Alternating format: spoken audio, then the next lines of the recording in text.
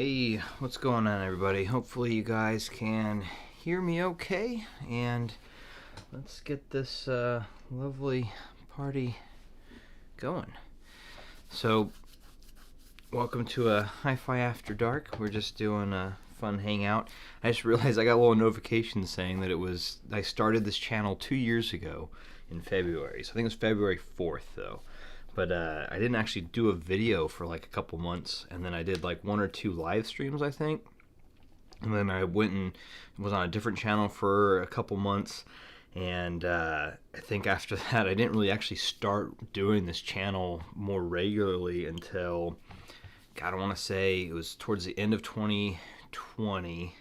I started doing a little more videos, and then it wasn't until the end of 2021, the summer of 2021, when I really started ramping up these videos. And then in the fall I really was starting to do like more proper videos. So it's kind of crazy seeing that, kind of how that works. Just a matter of taking that step. Hopefully everyone's having a great Sunday. Let's see, today I am going to be sipping on a little hop water. This thing is really fun, little luchador bottle opener, but it's not the easiest thing to actually use for opening bottles. I mean, it does its thing, but yeah. Anyways, this is the Lagunitas hop water. So this isn't the H2 Ops that I really enjoy, but this is pretty darn good. So, Ace, what audio forum did you join? I think there's only a couple. Like, you got Headphone, you got SBAF, you got God, what else other ones are there? You got Headphones forum, you have I'm trying to think some other ones. I mean, there's a couple randoms. Oh, the Hi-Fi Guides one, I think.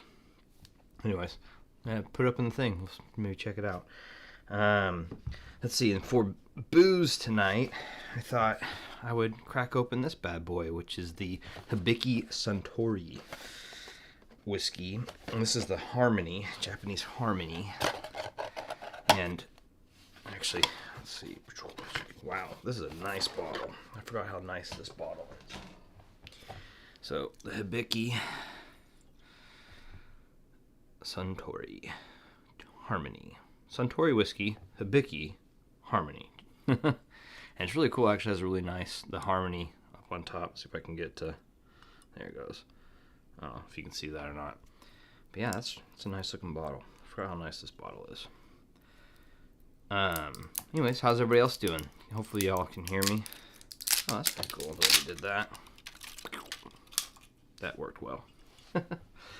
Trying to think some other stuff that was kind of coming down the pipe. I have actually I got some other stuff in. I'm excited to show. I did a reel on it on Instagram. Oh, let's see, that's nice. This will make a fantastic decanter too, like, or if you want to do like an infinity bottle of some sort. Oh yeah. Ooh, that's nice. Yeah, so Hibiki Harmony. You can dive into this. I haven't had this in a long time, to be honest. Ooh, that is taste. Oh, that's so smooth. That's so good. Snow Ranger sledding, nice. Like proper sledding, or are you doing like dog sledding, or what are you doing? We did sledding with the daughter last weekend. We did her tubing. It was, what a blast. She had a freaking kick with that. But yeah, let's see. Oh, so I was gonna say, the other thing I got in was this Hoppa Audio, and they do cables. It's a really cool box. It's got this cool like purple and white design logo, and it's this, I don't know if you can see that, but let's see, Hoppa Audio. And stoked for this. This is actually an IM cable from them, but I'm hoping to get a cable for my Verites, because they make some just gorgeous quality. Well, first off, let's check out the box it comes in. It's this. Probably do a video on this at some point, but it's just really beautiful cable, and has a cool little leather, nice leather, by the way, magnet flip up, little cool bead, and the design of like what they use to wrap their cable with, and then a little clip there, magnet opens up.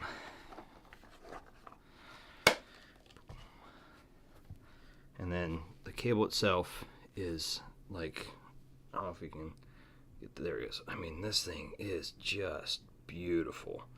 And it's a 2-pin for my Mest, Unique Melody Mest is this cable. And it's just, oh man, like that thing. I'll get some high-res pictures of it and post it on the different Discords, Instagram, what have you, but looking forward to playing with that. Mostly just because it's pretty, let's see here. Also, Elric, Bill, KKR, Ace. Ace, what's the audio form? I'm curious. Throw it up in the chat. Let's see. Chef Steve, what kind of genre music would it be if I could only listen to one genre? Oh, that'd be tough. Honestly, I'd probably do something along the lines of like I'd probably. That's tough. I'm trying to think. Because I love so many, man. Like that's the problem with me is like I don't just have one favorite genre, right? Like I don't just listen to jazz or just listen to blues or funk or punk or rock or pop, whatever. Like I tend to listen to everything on random, so like every other song is like a who knows what genre it will be. But I would say something I could live with the longest and just have it be there and going and could really get into it would probably be jazz or blues. I think one of those two would be something that no matter what, as it's kind of like like a tuxedo or something that it just ages well. There's no, you can, even if you don't really like it, it's not something you're going to hate, I don't think, if that makes sense. Or maybe I could say like a fusion of some sort. I mean, because there's so many genres, like that genre could actually blossom down into other things that we kind of flirt the line with other genres, I guess, too. But yeah. 64 Tia Trio. The Tia Trio was pretty good. McFly, what's going on? Good to see you on the chat, bro. But Ace, yeah, I would say the Tia Trio, I only heard it briefly. I think that it was good, but honestly, for $1,100, that's actually a pretty good price for $1,100 for a Tia Trio, to be honest. But it's fuzzy on what I think I would have chosen the U12T over the Tia Trio, but I think the Tia Trio is technically a better IEM, if that makes sense.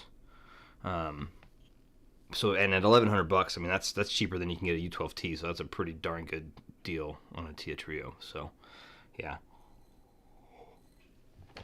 If it's in good working order, I mean, yeah, it's hard to pass up.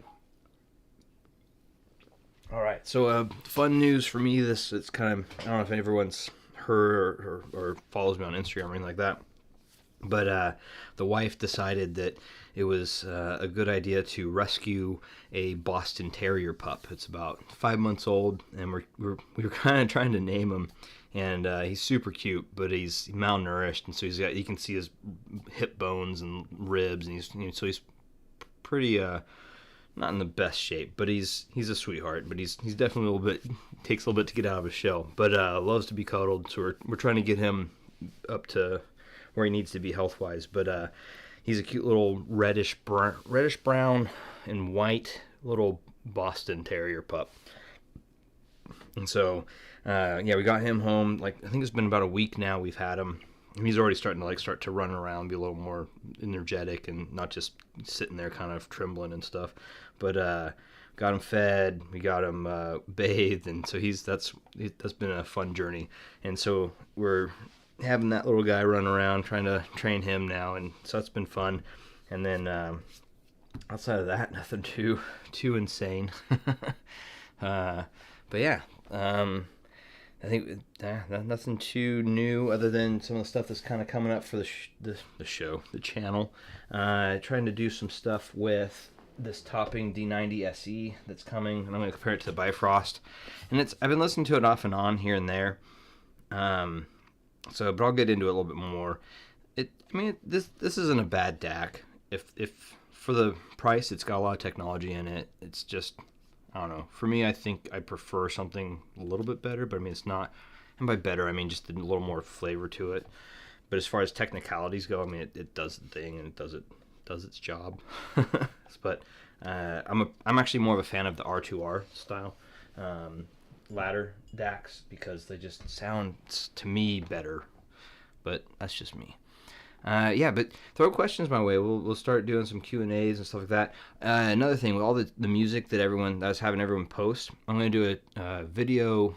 I'm going to try and get it done this week and then get like a playlist going. But I want to basically go through and listen to each track and kind of I'm trying to figure out a way to make it an entertaining video, I guess. But I'm probably going to do something along the lines of like, I like this one, and they're all going to go into a playlist that I'm going to share with the community and everything. So it'll be, you know, everyone can follow along or check it out.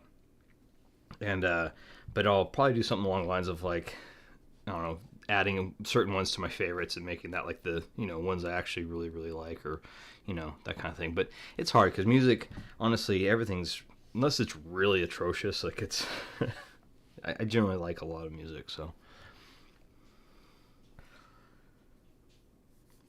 yeah, he's a cute little pup, McFly.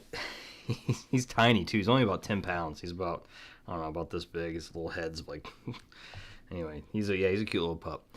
And then I'm trying to think the other thing I was got coming down the pipe. I have that little IEM that I'm not really too thrilled about doing an impression on that one, so that'll probably be a shorter video.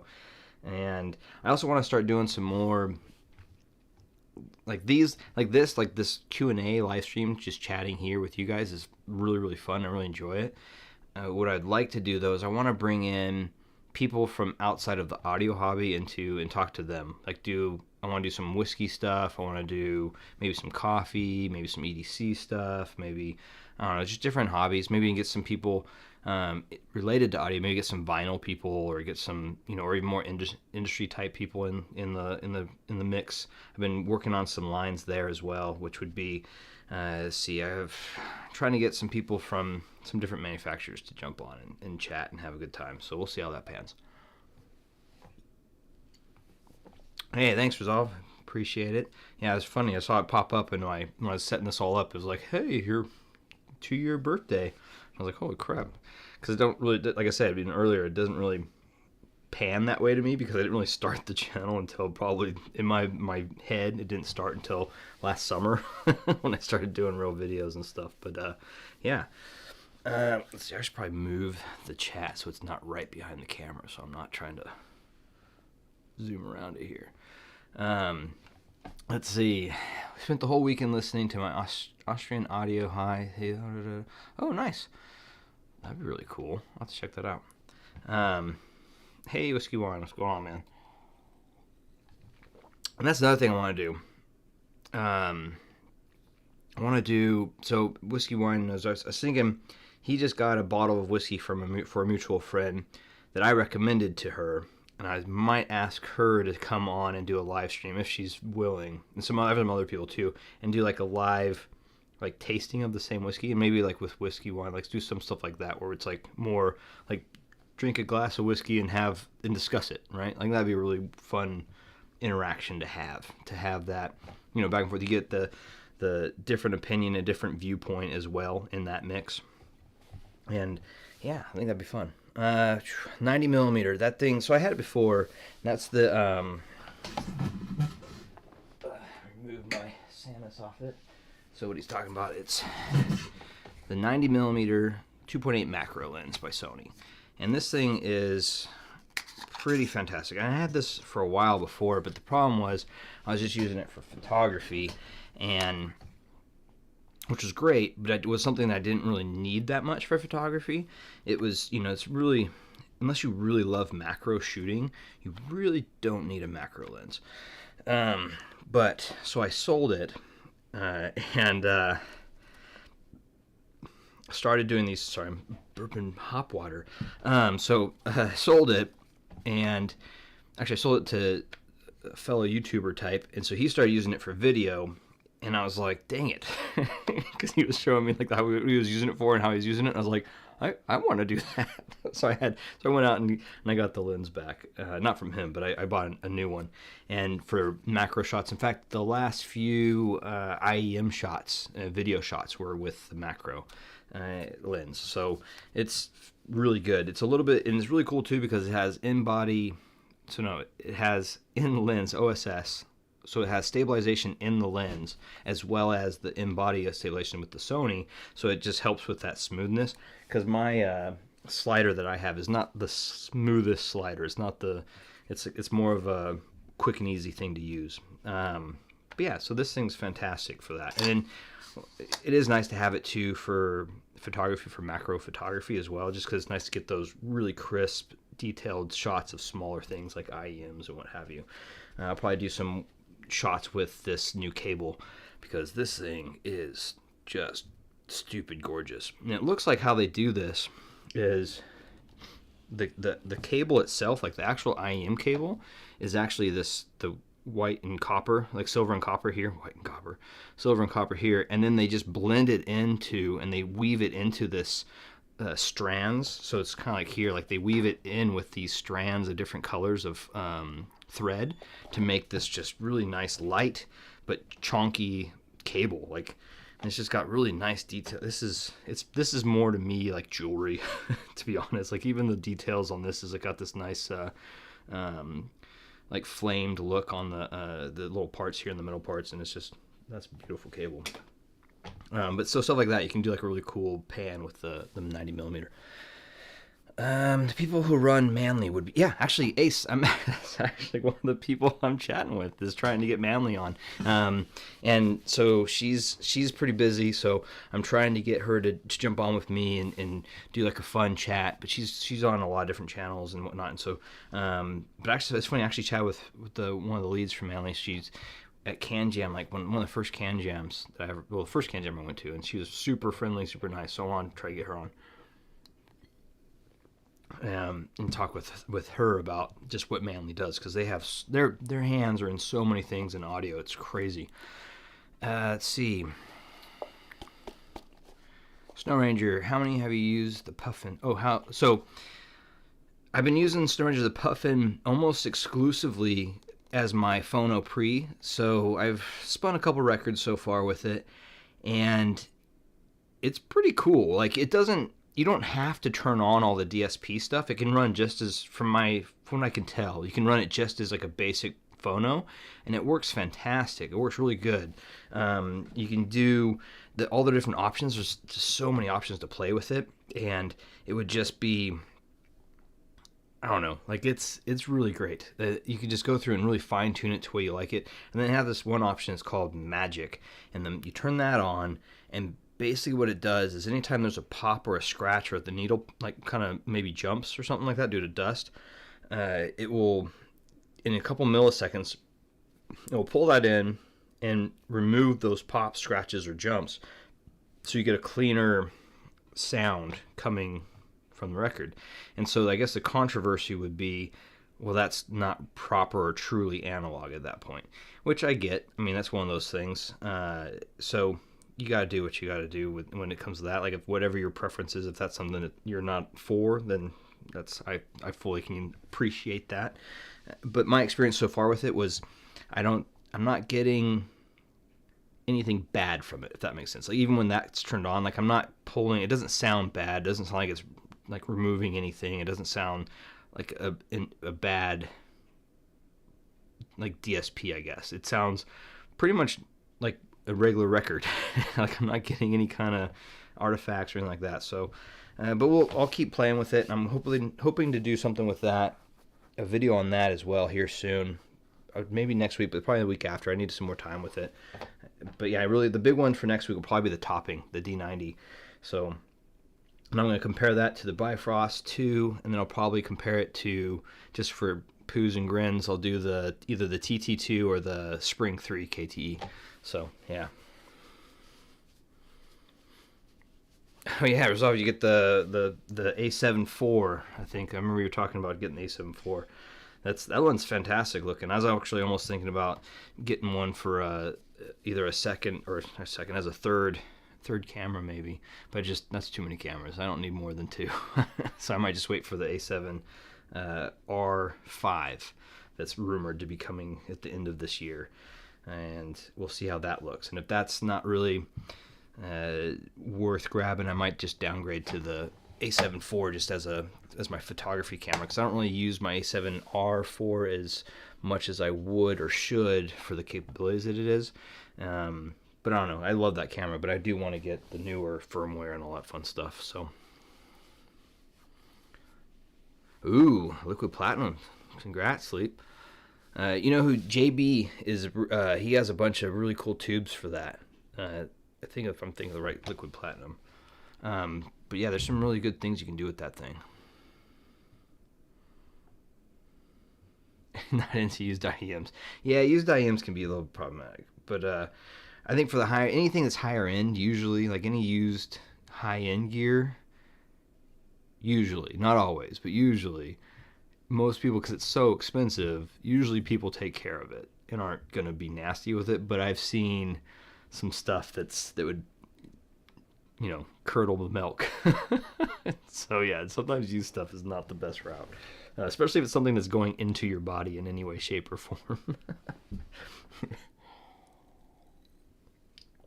Yeah, or put it through the wash, or has really nasty earwax and didn't clean it, and or tried to clean it and knocked the freaking jam something in there and wrecked it. Let's see here. It's topping making an R2R. God, that would be insane. That would be an interesting play.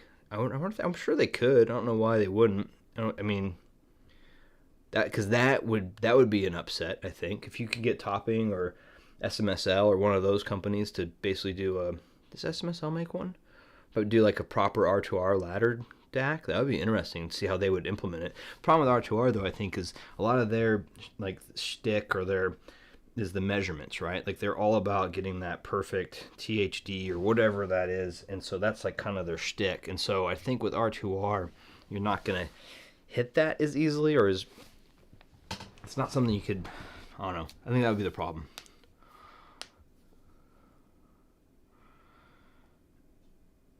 As a reviewer, don't all the units go to Darko and Guttenberg first? Probably. I don't know. Yeah, you think they'd go to all the big timers first, and then from there it goes out. It just depends on who their contacts are at those manufacturers as well. I think that's something I'm learning more and more. Is it's all about how you're received in the community and what how you're. It seems like that's more plays into it, and obviously how much of a following you have, because that's really, when you look at a manufacturer's point of view. At least this is my perspective, not accurate. This is me theorizing, not being factual. So to be clear, my theory is that I think if you look at it from a manufacturing as a business point of view, you'd probably want to get your products to the people that have the most biggest community or the widest reach, so that you can get your products recognized or noticed higher up. Rush, what's going on, brother? Let's see here. Do you remember any comparison between the Kinsey Og and the Pendant? I think Resolve did one. I think he had the Kinsey Og. I'm not sure. I think he was the only person that I know of recently that had both, or recently within the last year or so. My experience with the two is the Kinsey Og is more similar to like a bottlehead crack, where it's more lush, warm kind of thing, and the Pendant is more of your neutral with a slight warmth, or neutral tubey, if that makes sense.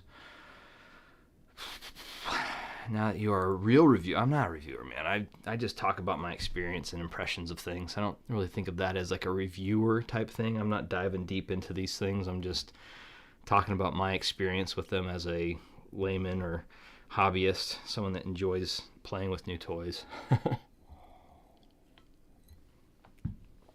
Well, actually, Sleepy, you're down there. You could always just go in or ping Justin and hit him up and see if he has an OG and a Pendant on hand before they ship out or something like that, and just do a quick comparison. Or you can go to, I think the Source AV, I think, has Justin's entire lineup in their headphone section. So if you can go to the Source, I know you can check out a lot of his amps there.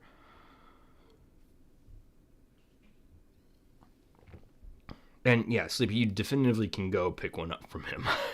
You just have to ping him, and he would be probably stoked out of his mind just to drop it off to you, or just meet, or whatever. You met Justin. I remember you met him at Can Jam this last year. McFly. When am I getting a measurement? Yeah, sorry, I didn't finish your comment. I am... No. Never?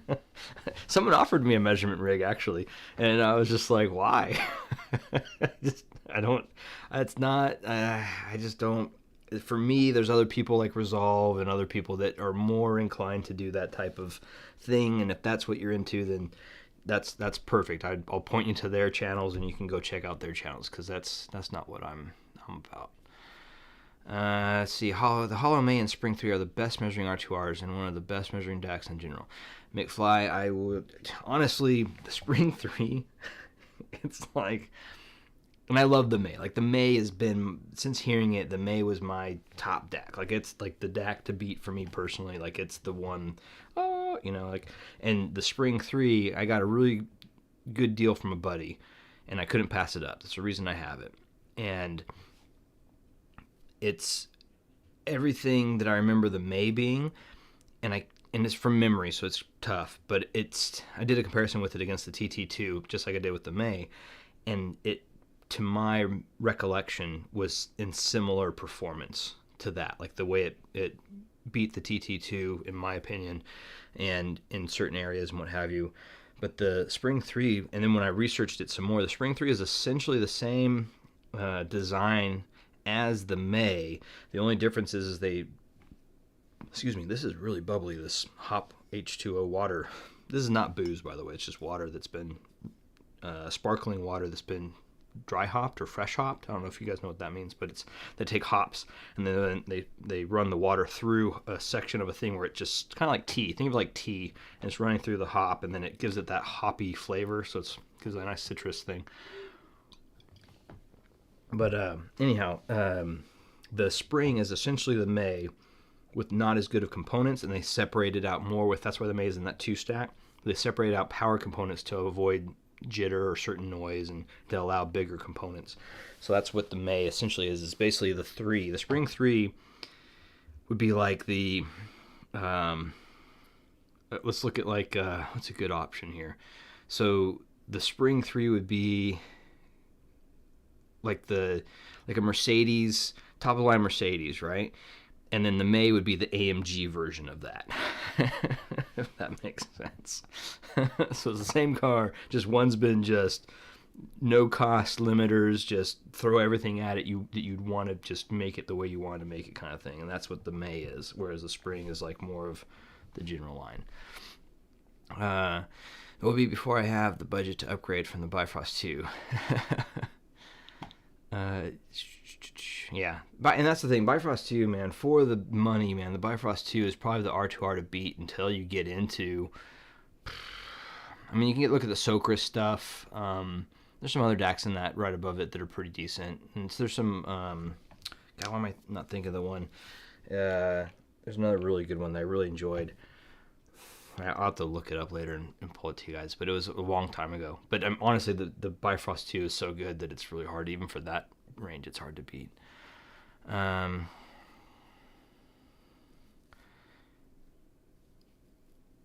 if I do a measurement rig, I'd probably make it a spoof thing more than anything else. Chef Steve, I'd probably go the other way with it.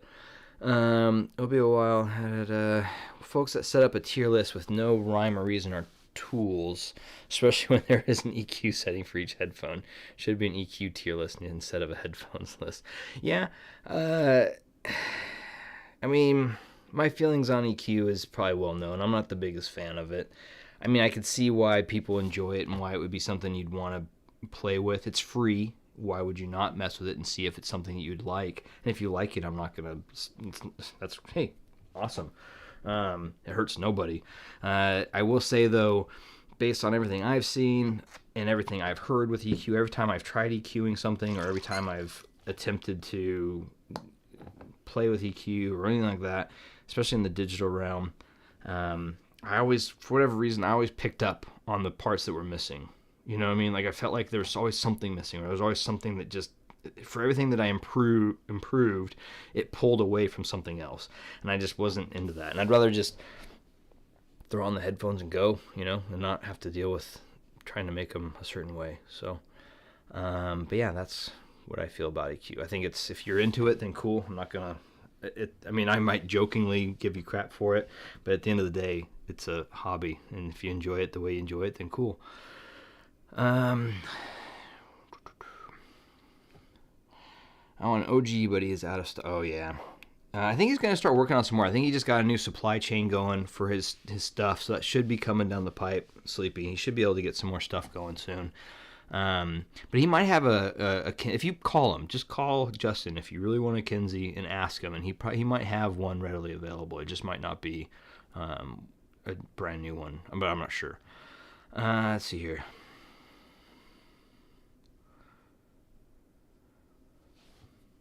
Yeah, I would just call him Sleepy. Bro, yeah, May. I will agree. And the thing with the May is, if you have the spring is exponentially cheaper, and it's I think the May is for people that are you're chasing that final like couple percentages, right? That's the May compared to the spring. It's literally like it's that couple percentages difference in gap. So is what it is. And plus I couldn't resist the spring. It was too good of a deal to pass up. Yeah, May is dual mono, and spring is not. The spring is not dual mono. I do not believe it is. But if you look, actually, I think he posted on the Hollow Audio Spring 3 Kitsune. If you scroll through it, it's kind of weird. You have to scroll all the way to the bottom. But there's a point where the guy that created the Spring 3 and the May, he discusses it. He has a big long blurb in there, and he talks about his methodologies and why he did it the way he did it. And he talks about how it's the Spring 3 is essentially a May, and then the May is basically the Spring 3 with no cutting of cost, like everything that they would want, no restrictions on cost. Build it the way he wanted to build it. Hey, Marcello, what's going on, brother? Speaking of, how's that little puppy of yours?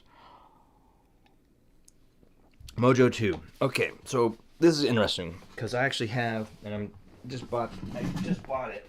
So I had the Griffin in from iFi. So I had the Griffin in from iFi, and now I'm buying a Griffin because this thing is stupid good.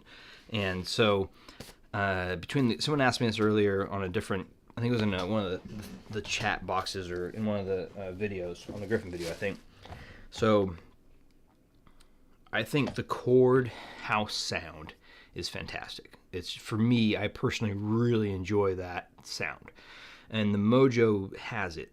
And what the Mojo 2 has that's really unique is that its ability to be used now as a desktop, inline desktop kind of DAC amp thing. So it's really good. The difference between it and the Griffin, I would say, because it's about the same price point, I want to say, is that the Griffin, I feel, has more utility. It's more diverse in its capabilities, and you can do a lot of really fun things and cool things with that, and they're both very similar. I think if you like Chord's house sound, I would go with Chord. The Griffin, for me, will be more for my IEMs, and it will be my new 4.4 source, because I got rid of all my 4.4 millimeter sources, which that's what this cable is a 4.4 Pentagon. So I was like, oh crap, I totally just got rid of all my 4.4 stuff. So I turned around and asked iFi if I could buy the Griffin. So instead of sending it back, I'm buying it now, and I'm just gonna send back the little Go Blue. But yeah, I think if you are a Chord fan, it's a definitive sound. They have a signature. They have a house sound, and I personally like it, but I can see where some people might not like it as much. The Griffin is more. I'm basing this off of the Mojo 1, by the way. I have not heard the Mojo 2, but from my understanding, it's essentially the same thing as the Mojo 1. It's just with certain technology that's a little bit better. So take it for the grain of salt. But coming from the Mojo 1, my understanding is that it's a little bit more on the Chord house sound, which is that slightly smoother, a little bit warmer sound. Not a lot, but it's just a smoothness to it. There's a nice enjoyment piece there. And then the Griffin is more leans towards neutral, I'd say. It's more clean sounding. I'm sleepy. Oh no, man. Hopefully you got them. So my wife bought a new car, and it's weird because it doesn't come with keys. It comes with like little credit card looking things. It's a little card, and it's like an NFC thing you put against like a certain part of the car, and it unlocks the car, and that's how you start it too. And it's a little bit weird, so I have to get used to that. So I feel you there. Because I already lost the key at one point, so I just put it in my wallet now. the card. Anyways. Yeah,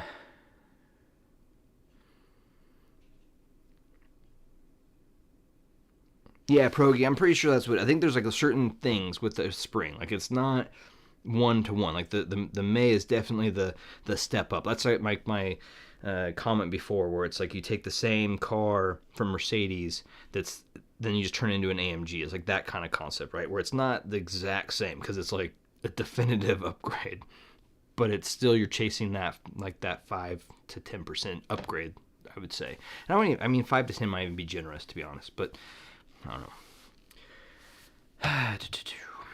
Dinner Frips. That's another good one. Good one, McFly. That's another really good one. And it's also, I think that's the problem with the Bifrost 2. And by problem, I mean it's the problem that other people will have with it in the sense of in the competition is the Bifrost 2 is so good at its price point that most things below $1,500 are usually side grades to it. As far as in the R2R. I mean, I would say that actually the next big upgrade would be the Yggdrasil from Schit. SCHIIT, to clarify. So I would say that's, and then after the Yggdrasil, that's when you start to see other things that are that next level up when you start to get into the more proper DACs that would be more. But even then, at that point, you're just at anything above that, though, it's more side grade and preference, like what your enjoyment level is or what your preferences are for the sound, in my opinion. So,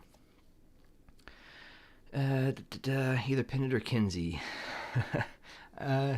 So Sleepy, if McFly doesn't answer, I would say the Pendant's neutral tube. Kinsey is tubey gooey warmth in more classic tube sound signature. And found Stax 07 Mark 1 going for a price going to demo tomorrow. Oh, nice. So Stax, unique, but they're an experience worth having. I personally didn't get along with them enough to where I'd want to have a set personally in my collection currently, maybe down the road, but it's definitely one of those things where it's, it's one of those things where once you hear it, it's really hard to go back from that in some level. Like the way it presents music is just crazy and it's really good. It's just almost effortless. It's almost like it's coming out of nowhere. It's like that's how when I listen to them, it always felt like they're almost in my head, but not. I don't know. It was weird. There's a weird like sounding thing. And then the problem with them, or most of them, is that a lot of people complain about the bass and the low end being not the most because it doesn't really have that excursion. It doesn't have that thumpy bass, but it's there. It's just not dynamic. So something to be aware of. But I think it's fantastic. It's something it's unreal. It's ethereal and very crazy sounding and enjoyable. It's just one of those things. You have to try it to understand if it's something for you or not. No Diablo when you get no Diablos for me. Yeah, I had the Diablo in for a bit, and honestly, I think the Diablo is like super powerful. It just wasn't a good sound signature fit for me. Like I just thought it was too neutral, too clean. It was just a lot of power and just in a clean way. So it wasn't the i-fi signature I'm used to. So if you use EQ, do you need to EQ song by song as most recordings are different? And see, that's the other problem, Chef Steve. If you're using, that was my experience too. Because for me especially, like my tracks change. Like literally, I play how I listen to music and to enjoy it and to just relax. Is I have 1,000+ songs and I hit random, and they're from across the board. There's my favorite songs, so it doesn't matter the genre. They're just songs that I liked at some point in time, right? And so at any point, I'm jumping genres, I'm jumping quality, I'm jumping to different things. And so that's where I think also why EQ doesn't really work so hot for me. You know what I mean? Like, because of that, like, because you'd have to change the EQ depending on the track, and then how it was mastered, and there's all sorts of factors in there. So I think, to me, that's where my problem with it would also come into play. But yeah, I mean, that would, in my mind, in my opinion, that's one of the downfalls or downsides to EQ. Let's see.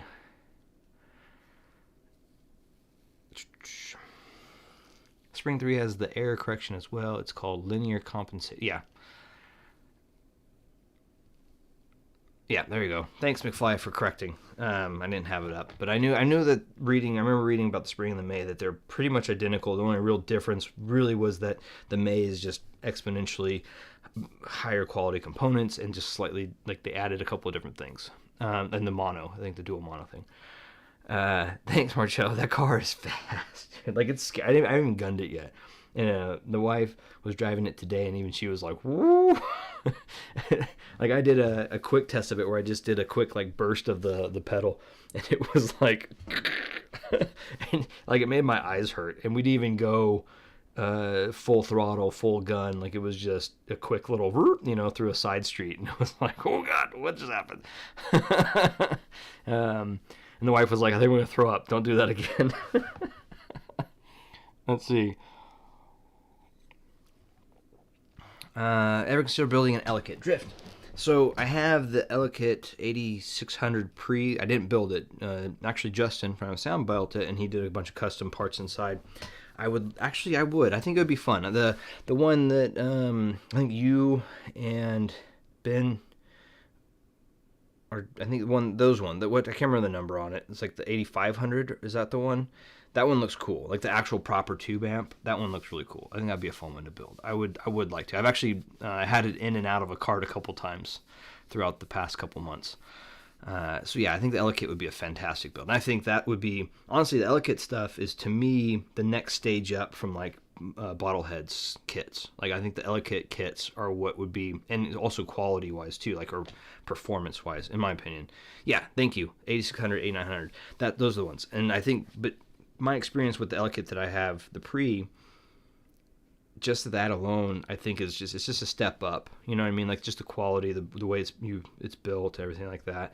I opened it up and looking at the parts and looking at them online and stuff, and then looking at everyone else that has them. Like, those are cool, and I think they're a high performance, of great value, and I think they're kind of underrated because no one really talks about them, at least in the greater communities. Hey, Source AV, what's up? I was actually just shouting your praise, saying if you guys want to try, I sound sleepy, he needs to go to the Source to go try out all the amps and sound stuff, because you guys have it all, and all the different headphones. I mean, if you're in LA, you might as well take advantage of that, because that's a huge, huge spot to check out. Orchid is using tube DAC for around 1,000. There you go. Thanks, Ace.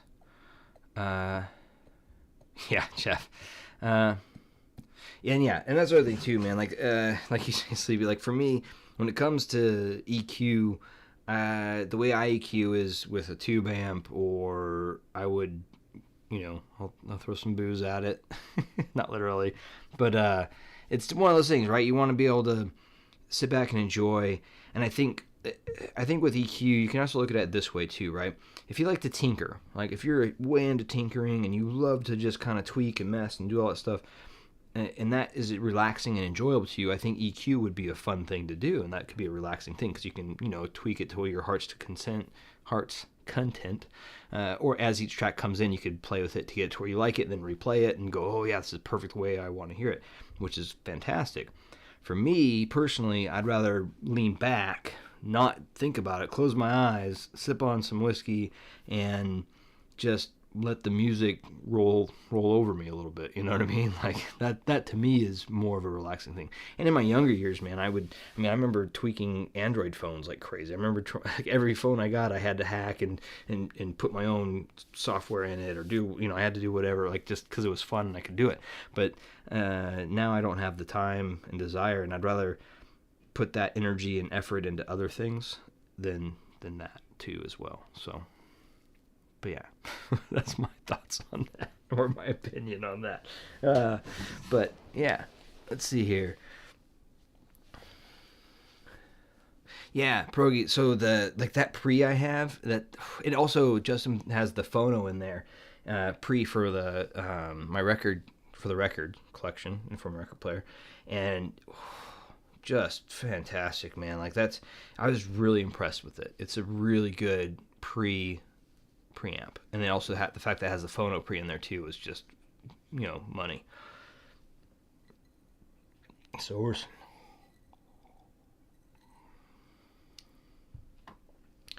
Honestly, Sleepy, I mean, I'm not the source, but for everything I've heard, I've chatted with people at the source.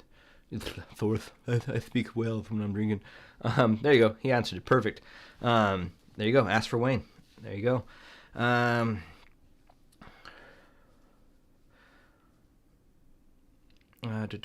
Yeah, so there's a couple people that in different discords, private discords and what have you, that built the 80 or the Ellicotts, and even I talked to Justin about it, and he was like, it was super easy to do.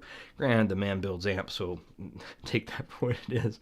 But he said, I mean, I built a bottlehead crack, so he said if you can do a bottlehead crack, you can easily do an Ellicott. It's just a little more time consuming because there's a little more process to it. There's a little more parts. There's a little more you have to plan out a little bit better, but. He said it's actually easier in the sense that everything's well documented and well planned out and well, you just basically Legos. He's like, if you can build a Lego, you can build an Ellicott. So, let's see. I'm trying to think if there's anything else that I was gonna work on and kind of highlight, but one of those days, man. The past couple of days have been real long. That's what I'm going to try and do another thing. I was going to do a series, or I'm trying to do a series on whiskey. And I wanted to highlight different people from the whiskey community. Specifically, I was looking at it, right? And there's a lot of these hobbies that we're all in. And I found it kind of odd that there's not a big representation of women in the different hobbies, right? And then I started researching it more, and in the whiskey world, it's it can be very weird that way. But in the whiskey world, it's kind of cool. They're actually exploding. Like a lot of these women are coming out and being like, "No, I like whiskey. Like, f off, I like whiskey," which is dope. Like, I think that's cool. So I want to try and get some of them on for the channel and talk about whiskey. I think that'd be a fun series to do. Is do a bunch of like highlighting the women in the whiskey world, to at least from the world that I know of. None of them aren't professional whiskey people or anything like that, but they're on par with a lot of the main whiskey collectors. So I thought that'd be a fun one to get some of them on and chat with them. And then I'd also like to do that with some audio stuff like vinyl or in the audio realm as well. Like try to get, because it seems like, I don't know, I'd like to get some of that, like that thought process out there as well. Like I think it's nice diversity and get that perspective. So anyways, that's something else I'm trying to work on as well, head into the next few things.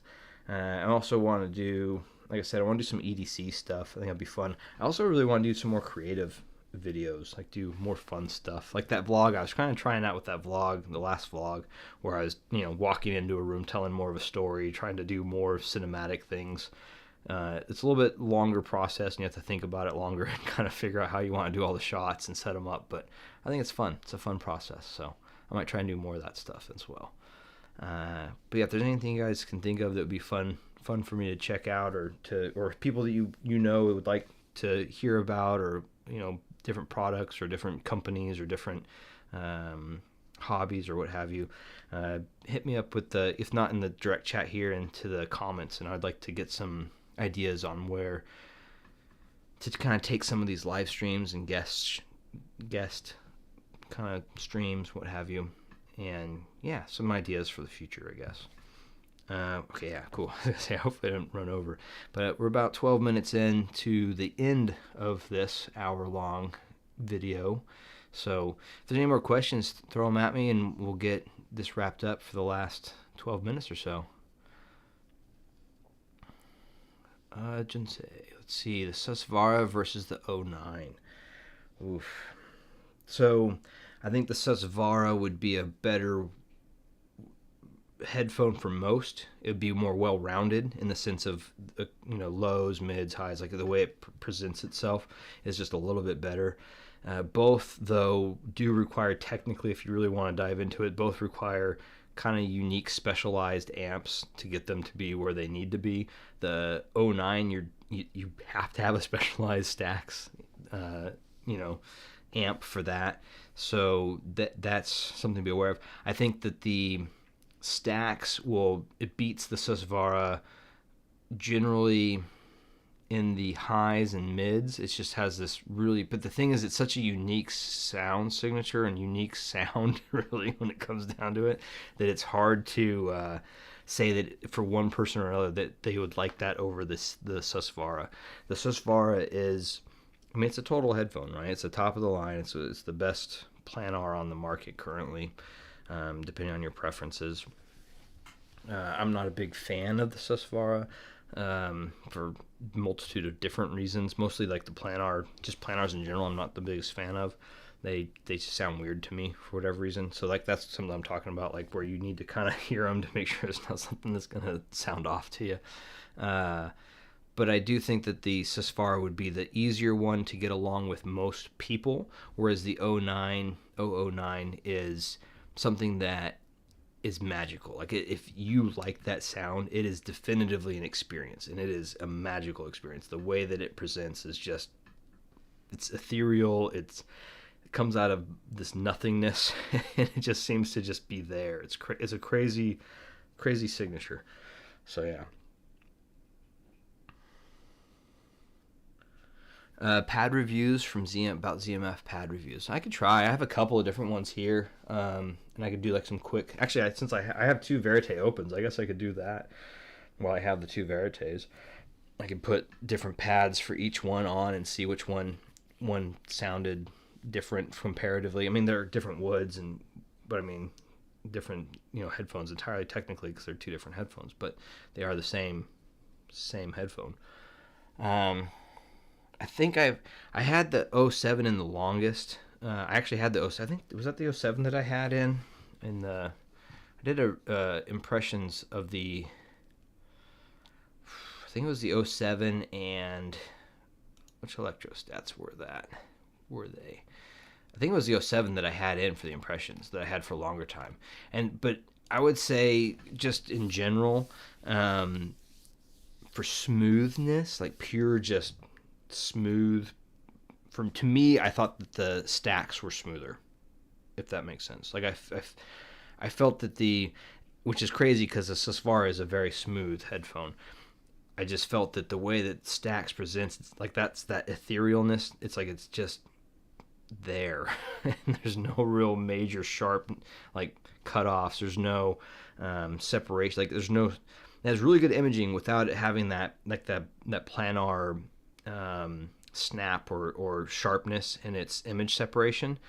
The 07s are just I want to say it's like effortless and ethereal is what the Stax are kind of like, whereas the Susvara would be more like your traditional planar sound, but it's very smooth planar sound. So even though it still has that sharper separation and of the imaging and of the like different notes, it still was the smoothest. Like it wasn't as noticeable.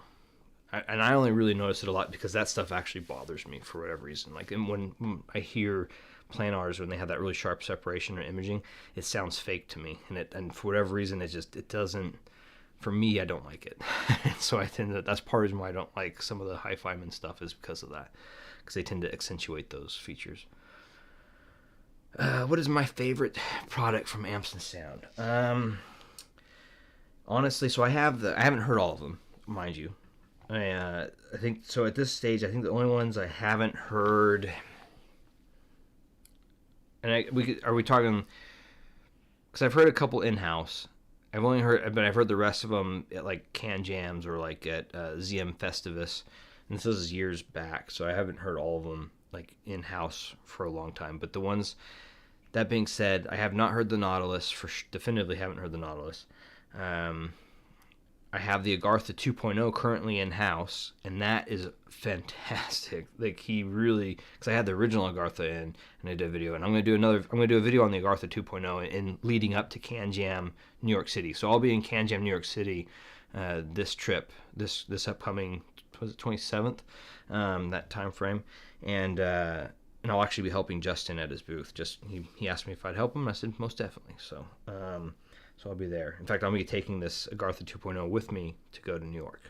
But that being said, my favorite was the Mogwai SE. I think it was SE. Yeah, Mogwai SE.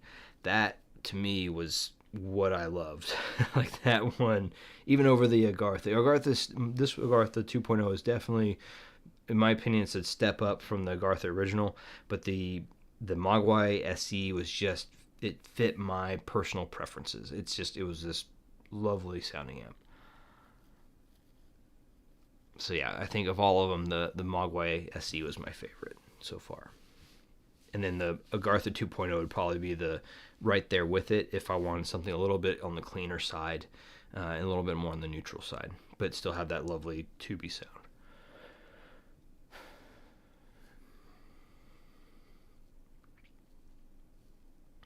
What happened to the loaner thing? Rush's favorite headphone? I don't know. Rush has it back. Rush got it back. I don't know. I'd have to ask Rush. That's his headphone. Yeah, that's what you're talking about. It was like a Phil phone. It was one of Phil phones. Phil's customs. I think it was one of Phil phone's first customs, to be honest. So he's changed a lot of it since. But yeah. Not sure what happened to that. I know Phil's making headphones now, though, so I think you can order from him. But I'm not sure. I'm not sure how that pans, or how that works. All right, we got 4 more minutes. Not those ones. You're talking about the ADX, the Audio-Technica 5000s or whatever they're called. Yeah, ADX 5K. I never heard those. I never got to hear. I heard the baby version of those, and I wasn't a big fan. And I wasn't a big fan of those. But the ADX 5K I haven't heard yet, so I can't tell you if that would be something I'd like. I know that they tend to be a little bit brighter than AC800, which can be problematic. Because I do like the AC800s, but even that one can be a little bit bright for me even. So, yeah. Yeah, Sleepy. My favorite probably would be, honestly, my favorite's the original pads and the original, just that, like the Verite Opens. Probably my Verite Opens with the original pads, the Verite Close with the original pads.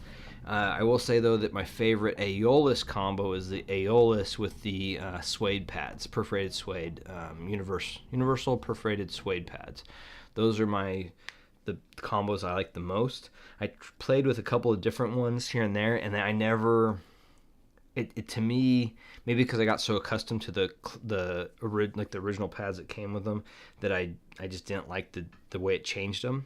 And that would just be a preference. But I enjoyed other pads, but like the BE2s, I felt I could see why people would enjoy them, but to me they took away certain parts of like that 3D-ness that the Verite Opens and Verite Close have, and so that was why I went back from those. I even have the hybrids, which I thought were good, but they, once again, there's just little things, kind of like EQ a little bit, right? Like it detracted from what I was enjoying the headphones and how they presented themselves. It pulled a part of that away from what I liked. So to me, I always liked the original pads that came with them. And so that's for me, it's my pads I had on were the Verite. So Verite Opens were the universal perforated leather. The Verite Closed was the Auteur pads, I believe. And the Aeolus is the universal perforated suedes, and they're like the perforated suedes on the Aeolus with the pads I have on there. I call them my cushy boys because they're like putting a pillow on your head. It's ridiculous.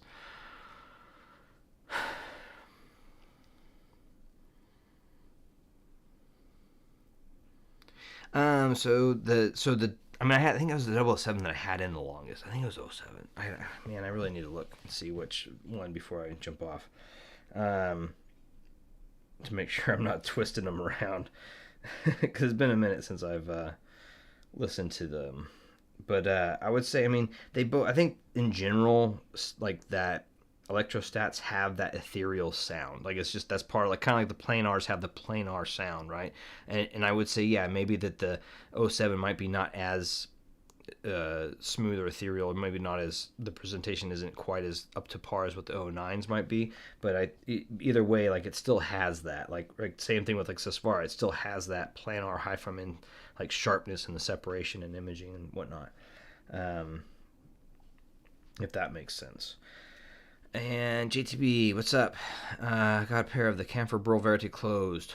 They are nice again. Great sounding. Yeah, so I think it's I don't think it's, which is it, the Verite pads? Sorry, not the Universal, the Verite pads. So here,